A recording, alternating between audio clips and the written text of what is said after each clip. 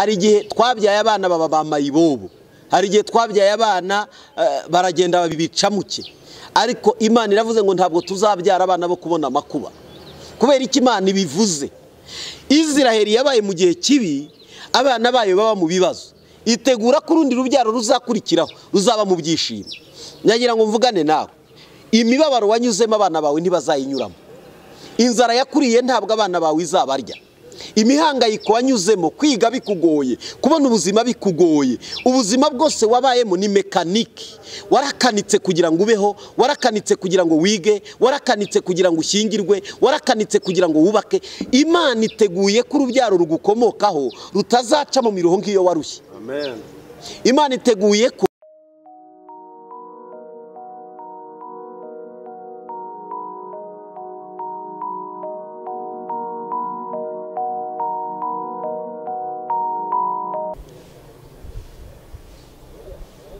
tubahaye ikaze mu ijambo ry'Imana kuri Duhumurizanye TV. Nk'uko dusanzwe tubana mu ijambo ry'Imana, uyu munsi turasoma igitabo cy'umuhanuzi Yesaya. Igitabo cy'umuhanuzi Yesaya igice cya 65, turasoma n'umurongo waho wa 17. Reka dusome niturangiza dusenga Imana. Aranditswe ngo dore ndarema ijuru rishya n'isi nshya, bya kera ntibizibukwa kandi ntibizatekerezwa. Ahubwo nimunezerwe mujye mwishimira ibyo ndema, kuko ndema Yerusalemu ngo mpagire ibyishimo, nkarema abantu baho bakaba umunezero. Nzanezererwa Yerusalemu nishimira abantu banjye, kandi ijwi ryo kurira n'imiborogo ntibizahumvikana ukundi.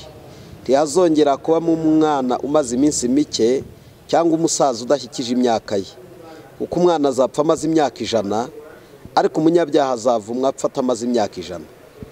Bazubaka amazu bayabemo, kandi bazatera inzabibu barya imbuto zazo.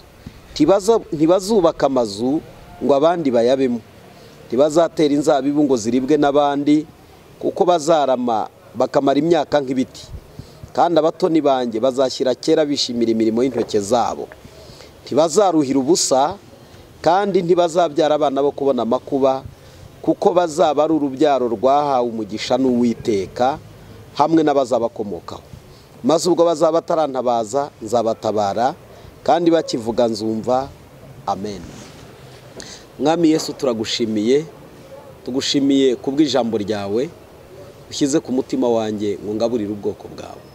Nyemerere uyu munsi iri jambo ngiye gutambutsa rizana impinduka mu mitima y'abaduteza amatwi, kandi uyu mwanya tugiye kuvugana n'imitima ya benshi. Nyemerere uhumekere muri twebwe, maze dutambutse ubutumwa nk'uko wabuduhaye. Icyubahiro kibi cyawe mu izina rya Kristo Yesu. Amen. Uyu munsi mfite message nshaka kuguha muri iri jambo ry'Imana. Harimo message nshaka kuguha Imana yashyize ku mutima wanjye, navuga ngo ikubiye mu bintu 10 cyangwa se birenze 10 byashobora kuba byashyikana 11.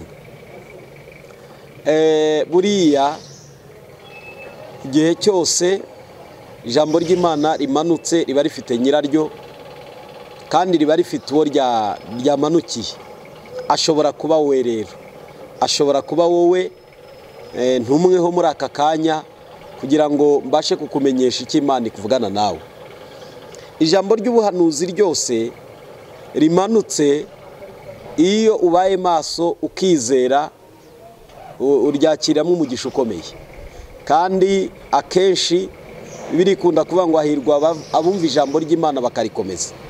Iri jambo mpawe kuguha, urikomeze, urigire iryawe, kandi uraza kubona ko ari ijambo ryawe rizakuzanira impinduka mu buzima bwa buri munsi.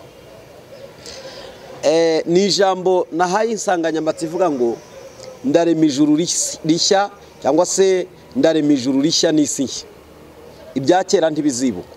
Aya magambo niko biritangira bivuga, ariko aha hantu harerekana iki? Bibiliya itwereka ko Imana ari umuremyi, natwe turi ibiremwa. Ibiriho byose byaba ibiturwanya, byaba ibidushyigikira, byaba ibimeze bite, byaba bikomeye, byaba byoroheje, abantu n'ibintu twese turi biremwa, ariko Imana ni umuremyi. Niyo mpamvu ari ikoresha ngo ndarema. Iyo ni umuremyi. Donc ni umuremyi w'ibihari, ni n'umuremyi w'ibidahari, ibyabayeho, ibiriho n'ibizabaho byose Imana ni umuremyi wabyo. Nta kintu na kimwe gishobora kubaho Imana itemeye ko kibaho. Rimwe na rimwe hari igihe tuvuga ngo kubera iki Imana yemeye ko bibaho. Navuga gatoya, ibintu byose biriho Imana bishyizeho izi ko ari byiza, ariko uburyo abantu babikoreshamo nibwo buryo bubi. Nta kintu na kimwe Imana yaremye itazi ko gifite umumaro, ariko abantu uburyo tubikoreshamo ni bibi, nibyo bibi. Usanga abantu benshi dukunda kureba nk'amazu y'amahoteli tukayita mabi, abarokore tugikizwaho n'ibindi. Ntari n'abanga kujya kunywerayo fanta, akavuga ngo muri hoteli ni mu ndaya, ni mu basinzi, ni mu baki. Ariko mu by'ukuri urebye uburyo hoteli yubakwa n'uburyo ibiteganyirijwe ibizakorerwamo, ntabwo bategura ko indaya zizaba zirimo, ariko bajya gushiduka zaje. Kandi mbibutse ko hoteli igirira abantu benshi akamaro, ni icumbi. Ningendereye kuvuga akantu gatoya ko kubereka ibintu byose bishyirwaho ari byiza, ariko uburyo abantu babikoresha nicyo kibazo. Imana rero iratubwira ngo ni umuremyi. Ni umuremyi, shobora kurema ibintu bikabaho nubwo abantu batabyitwaramo neza, ariko Imana ni umuremyi. Muzarebe niyo yaturemye nubwo turi babi, ariko Imana ntiyaremye umuntu mubi, ahubwo umuntu we yahisemo kuba mubi. Nuba mubi uba wabihisemo. Ibintu byose uzabamo ibyinshi bigendanye n'ubuzima bwa buri munsi n'imibereho ya buri munsi nibyo umuntu yitiramo. Ndashaka kuvugana rero n'umutima wawe, kubwire ko Imana ari umuremyi, kandi ni n'umuremyi wakuremye. Iravugana nawe aya magambo rero: dore ndarema ijuru rishya n'isi nshya, ibya kera ntibizibukwa. Kubera iki iri jambo ryabwiwe Abisiraheli? Isiraheli yagize ibitero byinshi by'Abashuri, birayikomeretsa, birayisenya, irazahara, kugeza ku rwego yahungabanye. Umwisiraheli wese yajya yumva Umwashuri agahamuka. Irahungabana, ihungabanijwe n'Abashuri. Abashuri baragenda barayisenya, ibitero by'Abashuri bigasenya umuryango. Igihe umuryango umaze kongera kwisuganya, wongeye gusa naho uteranye, wongeye kugira ubuzima, ibitero by'Abashuri bigahaguruka bikawusenya. Abakobwa bari bafite ubukwe bugapfa, abana bagombaga kuba bari kwiga ntibabe bakize, imbuto bateye mu mirima zabo cyangwa se ibyo bakoze n'utubotike twabo, utuntu twose babaga bagezeho, Abashuri bakaza bakabisenya. Isiraheli ba mu gihe umuryango usenyuka, abana baricwa. Ndagira ngo mbabwire ko hari igihe ibitero by'Abashuri bitwicira abana, bikakwicira umugore. Ibitero by'Abashuri bishobora kukwicira umugabo. Ibitero by'Abashuri biragenda byica umuryango, ubuzima burasandara. Biragenda, Bibiliya iratubwira ngo igihe babaga bafite ibirori cyangwa se ubukwe, Abashuri bakabatera ubukwe bukaba burapfuye. N'uyu mwanya hari abantu bari mu bihe by'ibitero by'Abashuri. Abashuri bakakwicira amahirwe, Abashuri bakakwicira iby'Imana ari gukoreye, Abashuri bakanyanyagiza ubuzima bwawe. Ngibyo bihe babaga barimo ngo byatumaga abana babo batiga, tibagira ubuzima bwiza, tibagira aho bava naho bagera. Igihe bagiye kugira ngo batere intambwe, Abashuri bakaba bahageze. Hari igihe uba mu buzima Umwashuri agutera igihe ugiye kumererwa neza, kandi babaga bazi ibihe bagiye kwinjiramo. Burya umwanzi ugutera hari igihe abazi n'ibihe ugiye kwinjiramo. Burya Satani ni umuhanga, azi kudutera igihe tugiye kumera neza. Igihe ugiye kwakira akazi akaba ari cyo gihe ukamburwa. Igihe ugiye gusinya kontra akaba ari cyo gihe ushiduka amahirwe yatakaje. Igihe ugiye kugira ngo nawe unezerwe, ibyishimo ukabyamburirwa ku meza. Abashuri barabazonga, barabasahura, ubukene burinjira, hari igihe umuntu, namwe muzabigenzure, hari igihe Imana iguteza intambwe ikaguteza intambwe, udufaranga tukaboneka, ubuzima bukagenda neza, igihe ugiye kugira ngo uzamuke ugere ku rundi rwego ugahanuka. Cyo ni igitero cy'abashuri. Abashuri bazi kuduhanura igihe tugiye kugera heza. Hari abantu bagira igihe bagiye kubona amahirwe, ibyaba akaba aribwo bihanuka bikikubita hasi. Icyo ni igitero cy'umwashuri. Abashuri babateza ubukene burinjira, babajyanaho iminyago, babajyana ari imbohe. Uzi kubona umugabo wawe cyangwa umugore wawe yari amaze kubona akazi, akaba ariko Satani amutereramo bakamufunga. Mwari mumaze kugera heza. Ngibi ibitero by'abashuri. Ibitero by'abashuri ntibishaka ko dutunga. Ibitero by'abashuri ntibishaka ko tugira umunezero. Ibitero by'abashuri ntibishaka ko twishima ku munsi wo kwishimiraho. Ibitero by'abashuri. Ibitero by'abashuri ntibishaka ko ukora ubukwe nk'abandi. Ibitero by'abashuri ntibishaka ko nawe wiga ngo uzabona akazi nk'abandi. Ibitero by'abashuri ntibishaka kubyara ngo wororoke. Ibitero by'abashuri ntibishaka ko habaho kurama hagati muri twebwe. Niba wari ugize ngo utangire umere neza, uwari umeze neza akaba aribwo mu mupfusha, uwari ugize ngo atere intambwe mukaba muramubuze. Ibitero by'abashuri ntibyifuzaga ko Isiraheli yabaho, ariko Imana iravuga ngo dore noneho ndarema ijuru rishya n'isi nshya, ibya kera ntibizibukwa. Abisiraheli bari bafite souvenir mbi mu mateka y'ahashize. Buriya buri muntu wese ahashize ashobora kureba uburyo yahuye n'ibitero by'abashuri akajya buri ejo hazaza. Mbibutse ko umwanzi w'ejo hazaza n'ejo hashize. Iyo uhoze kwibuka ibya kera gusa, amaso yawe arahuma, ntubukirebe ejo hazaza. Imana rero irababwira ngo nimwibagirwe ibyabaye.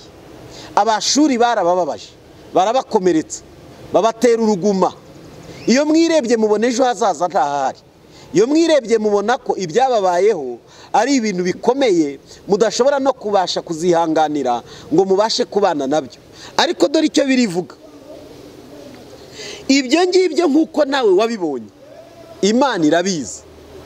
Imana irabizi ibyakubayeho mama, Imana irabizi ibyakubayeho mushiki wanjye, Imana irabizi ibyakubayeho murumuna wanjye mukuru wanjye, Imana irabizi. Ibyabaye byose Imana irabizi. Narinje kukubwira ngo n'uyu munsi biri kukubaho Imana irabizi, kandi nawe ubwawe irakuzi. Hari igihe umuntu yibaza ngo ariko Mana, ibimbaho urabizi, ibi bitero mpura nabyo urabizi, iyi minsi mpagazemo urayizi, ugasigara wibaza byinshi. Ariko narinje kukubwira ngo Imana irakuzi, n'ibyakubayeho Imana irabizi. Ikindi, Imana yabamenyesheje ko ari umuremyi wa byose. Ngize amahirwe nibonera fiance arankunda, amaze kunkunda ibintu biratungana, ibintu bigenda neza, ibintu bigiye kujya ngo bicemo bijye mu buryo ngiye kubona mbona inkonkobotsi iraje iramushimusa iramutwaye. Ubuse Mana nakongera kubona undi, ugahera mu mateka y'uwo batwaye kaho hatakongera kuboneka undi. Uva nkubwire, Imana ni umuremyi w'abasore, Imana ni umuremyi w'abakobwa. Donc ntukwiriye guheranwa n'ibyagiye, ntukwiriye guheranwa n'ibyakubayeho ngo bitume uhora muri pase, kuko umwanzi wa fitiri cyangwa se future ni pase. Reka guheranwa n'ibyakubayeho. Imana irababwira ngo ibyababayeho ndabizi, ariko ngewe ndi umuremyi. Hari igihe umuntu apfusha umugabo cyangwa agapfusha umugore cyangwa agapfusha umwana, akavuga nka Yakobo ngo imvi zizarinda zigikuzimu ngo ngifite umubabaro.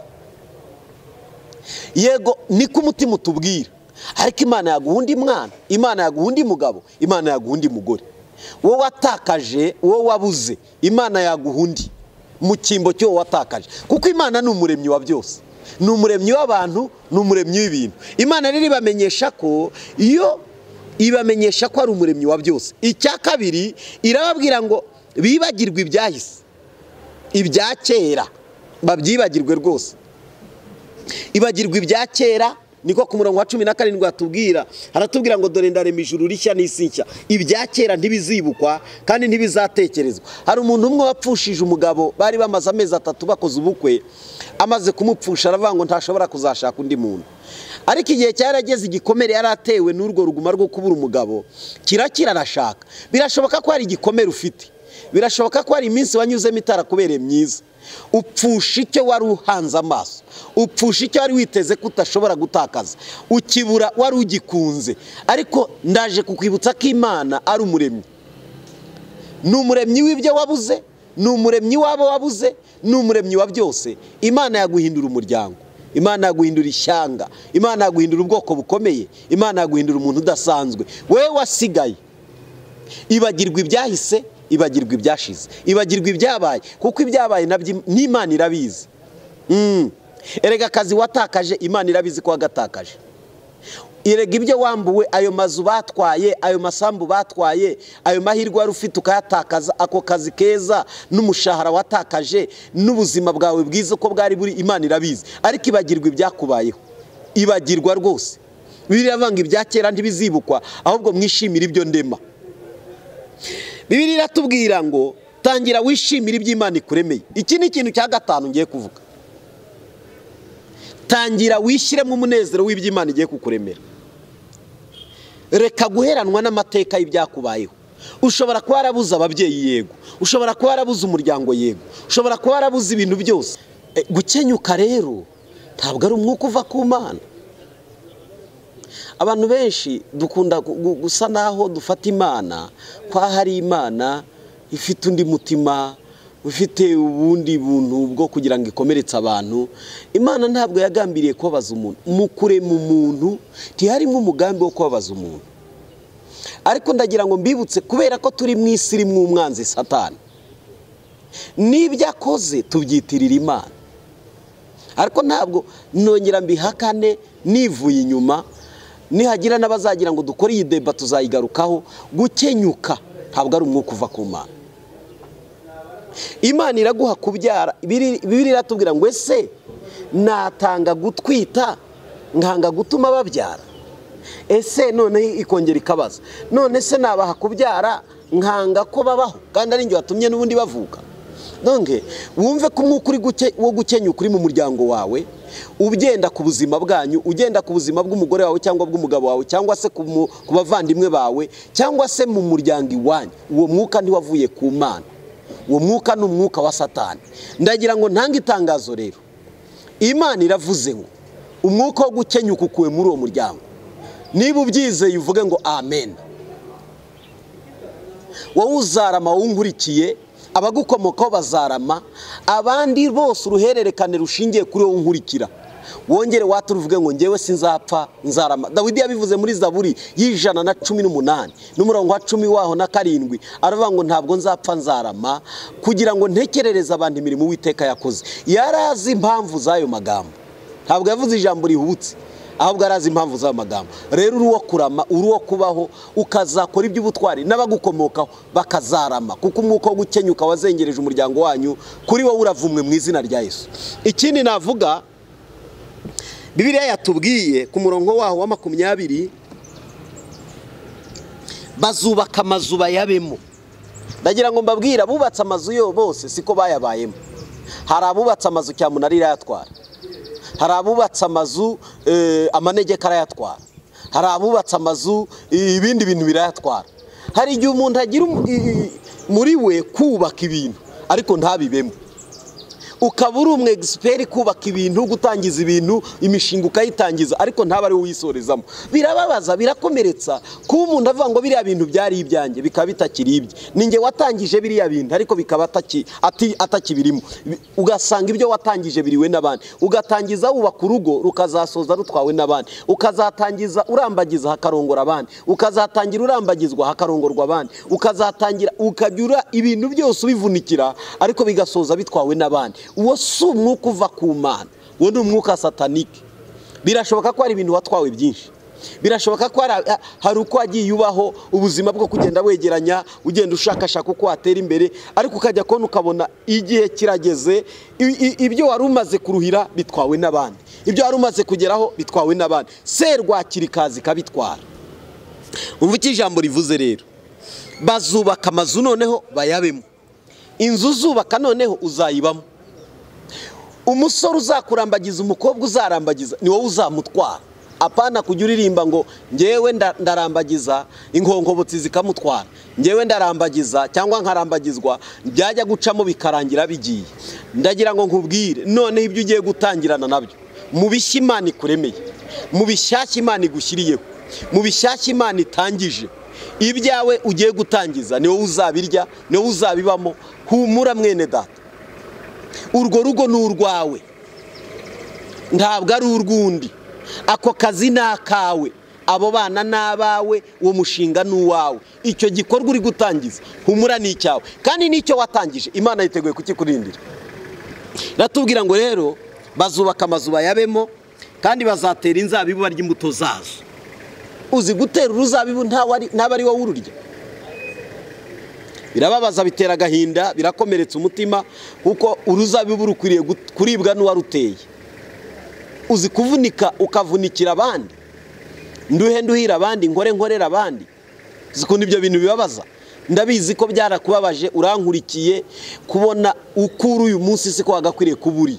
Uko hari ibintu byinshi wavunikiye, hari ibintu byinshi waruhiye, ariko biri kuribwa n'abandi. Hari intambwe nyinshi wateye kugira ngo urebe ko wakizamura, ariko wari ugeze ushiduka bitwawe n'abandi. Nababwiye ngo ibidushimuta birahari, cyamunarira bitwara, hari igihe usanga hari n'ibindi bigenda bidutwara ibyo twari tugezeho. Ariko ndagira ngo nkubwire, Bibiliya yatubwiye ngo dore ndarema ijuru rishya n'isi nshya, ibya kera ubyibagirwe, ahubwo mwishimire ibyo ngiye kurema, kuko nishimira Yerusalemu. Yerusalemu ni wowe, ntabwo Yerusalemu ari ahantu wijya gutekereza ko ari muri Isirayeli. Yerusalemu, wowe uri Yerusalemu, Imana yakishimira muri wowe, nawe wakishimira mu Mana. Akomeza abivuga neza, aravuga ngo ntabwo noneho bazatera imbuto ngo ziribwe n'abandi, ahubwo izo bazatera inzabibu nibo bazarya imbuto zazo. Ntibazubaka amazu ngo abandi bayabemo. Ibyo wubatse ubiruhiye, ibyo watangije ubivunikiye, ibyo watangije bikugoye, umushinga wakuvunnye ukawurarira amajoro, birashoboka ko waba umushinga w'urugo, birashoboka ko waba umushinga w'akazi, birashoboka ko waba umushinga w'ibyo uri gukora uyu munsi, birashoboka ko byaba ari umushinga wo kugira ngo wubake urugo nawe uri umusore n'umukobwa. Noneho humura, Imana iravuze ngo noneho ntabwo bazaba aho ngaho, ntibazubaka amazu ngo abandi bayabemo, ntibazatera inzabibu ngo ziribwe n'abandi, kuko bazamara imyaka nk'ibiti, kandi abatoni banjye bazashyira kera bishimira imirimo y'intoke zabo. Ukwiriye kwishimira ibyo wakoze. Humura, noneho ntabwo bizaribwa n'abandi. Ndagira ngo ntanga urugero rutoya. Abasore mu nkurikiye n'abakobwa mu nkurikiye, murabizi uburyo kurambagiza bivuna. Biravuna cyane. Njya ndeba abana b'abakobwa barara bandikirana nijoro, baba bari in touch tu. Saa 6 z'ijoro bari in touch, bari kuvugana, bari online. Saa 7, saa 8, saa 9, umwe arabyuka akabyutsa undi, kandi ntacyo agiye kumubwira. Ngo none se ngo wari ugisinziriye? Saa 9 z'igitondo. Ugasanga baraye bicaye, mu gitondo bakajya ku kazi bagasinzira kubera baraye bicaye. Ukajya ubwo babyita guhinga, uraye umuhingira. Muri iryo joro umuhingira, inkongobotsi y'umukobwa cyangwa inkongobotsi y'umusore ikazi kabira mu gutwaye. Ukabikora rimwe, kabiri, gatatu, ugeraho urukundo rukakuvamo. Ubu hari abandi inkundo zashizemo bitewe n'ukuntu bagiye babatwara abo batangiranye. Ndagira ngo nkubwire rero, igihe kirageze ngaho wagiye uruhira, none Imana iguhagarareho. Ibyo uri mu chatinga, ibyo uri mukurikirana, Imana izabirinde. Yo kabyara abahungu n'abakobwa, izakurindira uwo muntu, muzagirana umusaruro w'ibyo mwatangiye, kandi muzabyusa. Kuho rushimutwa bakunyaga, Imana ibiburizemo mu izina rya Yesu. Icya kabiri, uzi kubona utangiye akazi, no ugashyize ku murongo, no ugatunganije, ibintu byari byarapfuye muri biro, byari byarapfuye muri departement runaka, wamara kubitunganya bakakwirukana, abandi bakaza bakabikomeza. Ibyo bintu birababaza, bitera agahinda. Rero Imana irabizi, niyo mpamvu ivuze ngo ntabwo noneho ntibazubaka amazu ngo abandi bayabemo, ntibazatera inzabibu ngo ziribwe n'abandi, kuko bazamara imyaka nk'ibiti kandi abatoni banjye bazashyira kera bishimira imirimo y'intoke zabo. Umva rero ngana ku musozo, ntibazaruhira ubusa. Ijambo ryitwa kuruhira ubusa,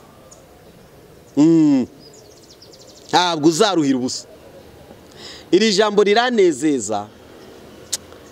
Ijambo kuruhira ubusa biragatsindwa. Ni nko kujya kubyara ntutahane umwana, umutwisa amezi 9, uvunika utaryama udasinzira, ugashiduka utashye ntacyo utahanye. Ibyo bintu birababaza, birakomeretsa. Ababyeyi baba byabayeho mbonereho kubihanganisha, nimuhumure Imana irabaza kandi izabashumbusha.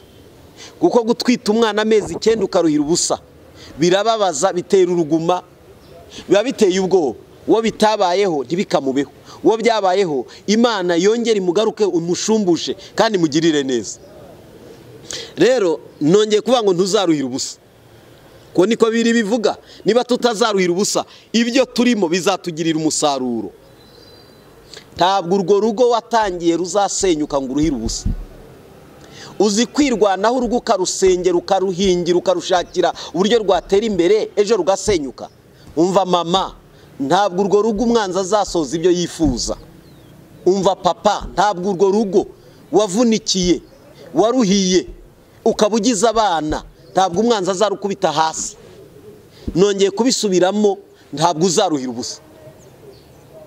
Kuko hari abo byabayeho basa n'abaruhiye ubusa, ariko birira tubwira ngo ibateguriye amahirwe ya kabiri. Imana itanga amahirwe ya kabiri kuko aya mbere yapfuye. Ningira umwanya nzabigisha ku ijambo rivuga ngo Imana iyo ibonye ko umugambi wayo wa mbere upfuye itegura umugambi wa kabiri. Imana igira plan A ikagira plan B.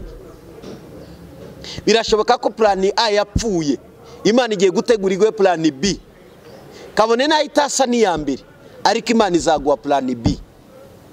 Ibyo rero bibaho, ariko abakiri muri A ndabasengeye. Imana nkorera, nturuhira ubusa. Ibyo wirukamo nturuhira ubusa. Ibyo uri gukora Imana ikurinde kuruhira ubusa.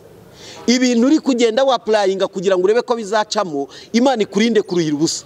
Ibyo bintu uri gutakazamo umwanya n'igihe ubyirukamo, ugerageza kugira ngo urebe uko wabigeraho, Imana ikurinze kuruhira ubusa mu izina rya Yesu. Ibihe wataye, amafaranga wagasipiyemo, umwanya watakaje, ibintu byose washyizemo muri uwo mushinga, muri icyo gikorwa runaka watangiye, Imana ikurinde kuruhira ubusa mu izina rya Yesu Kristo wa Nazareti. Kuruhira ubusa biravuna, kuruhira ubusa bitera ubwoba. Abantu benshi bacogoreye muri urugendo nabagiye baruhira ubusa, akavuga ngo n'ubundi natangiye bino ntibyarangira, ntangira ibi ntibyarangira, nkomeza ibi ntibyarangira, aho kugira ngo nzagende uhira ubusa byose mbivuyemo. Abantu benshi baracogoye kubw'uko bagiye babona ngo ibyo baruhiye byabaye imfabusa. Ndagira ngo nkubwire, Imana ikurinze kuruhira ubusa.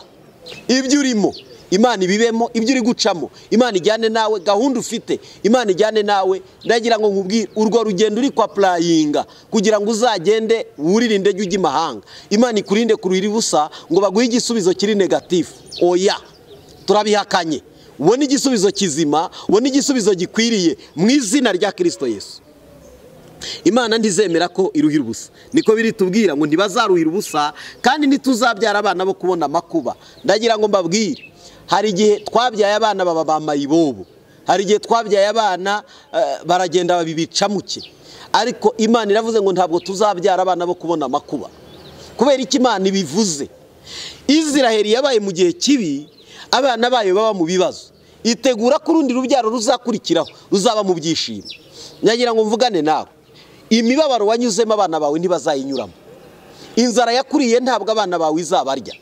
Imihangayiko wanyuzemo, kwiga bikugoye, kubona ubuzima bikugoye, ubuzima bwose wabayemo ni mekaniki. Warakanitse kugira ngo ubeho, warakanitse kugira ngo wige, warakanitse kugira ngo ushyingirwe, warakanitse kugira ngo wubake. Imana iteguye ko urubyaro rugukomokaho rutazaca mu miruho nk'iyo warushye. Amen. Imana iteguye ko urubyaro rugukomokaho rutazababara nk'uko wababajwe. Bibiliya iratubwira ngo Dawidi yahangayikiye imihangayiko Israheli, ariko umwana we Salomo ntiyahangayitse imihangayiko nk'iya Dawidi. Oya, Salomo yavutse igihugu giteguye, Salomo yasanze igihugu kimeze neza, Salomo yahawe intebe iteguye itariho amahwa. Dawidi yararwanye n'ababisha bose. Ndagira ngo nkubwire, ibyo warwanye nabyo ntabwo abana bawe bazarwana nabyo, ibyo warwanye nabyo ntabwo urubyaro rugukomokaho, abuzukuru n'abuzukuruza ndetse n'ubuvivi ntibuzabaho ubuzima wabayemo, ntibuzaruha imiruho warushye, ntibuzaba amahanga nk'ayo wabayemo, ntabwo buzaba impunzi kuko wabaye impunzi. Imana ibateguriye igihugu, Imana ibateguriye umuryango, Imana ibateguriye itorero. Iyi mihangayiko mbashumba duhangayika, urubyaro rudukomokaho ruzagira insengero nziza, ruzagira aho ruteranira, urubyaro rudukomokaho ruzagira aho ruba. Ntabwo ruzaba mu ruzerero nk'urwo twabayemo, ntabwo ruzaba mu mihangayiko nk'iyo twahangayitse. Ni muhumure, Imana idufiteho umugambi. Humura, Bibiliya iratubwiye ngo ntabwo tuzabyara abana bo kubona amakuba. Ngana ku musozo, iravuga ngo kuko ruzaba ari urubyaro rwahawe umugisha n'Uwiteka hamwe n'abazabakomokaho, maze batarantabaza nzabatabara, kandi maze ubwo bazaba batarantabaza nzabatabara, kandi bakivuga nzumva. Amen. Imana igutegeye amatwi ngo ikumve, Imana igutegeye amatwi ngo ikumvire.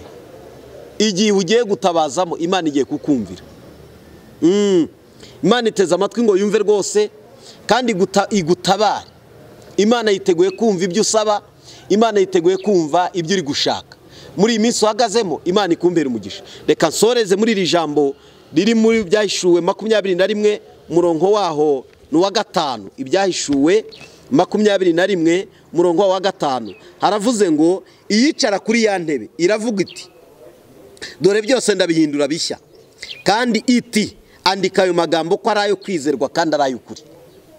Ibintu byose byahinduka bishya, ibyo uri kureba byahinduka, ibyo wanyuzemo byahinduka, ibyo utumva Imana yabikumvisha, ibyo utareba yabikurebesha. Ndagira ngo nkubwire, Bibiliya yatubwiye ngo dore ndarema ijuru rishya, ibya kera ntibizibukwa, ahubwo mwishimire ibyo ndema. Imana igiye kukuremera ubuzima bushya, Imana igiye kukuremera icyerekezo gishya. Mwene data udukurikiye, Imana ivuganye n'umutima wawe, wizere kandi ibyo ivuganye nawe no kubikora izabikora. Iravuze ngo byose irabihindura bishya, andika uti ayo magambo nayo kwizerwa kandi nayo ukuri. Imana iguduha umugisha. Munyemerere dusenga Imana.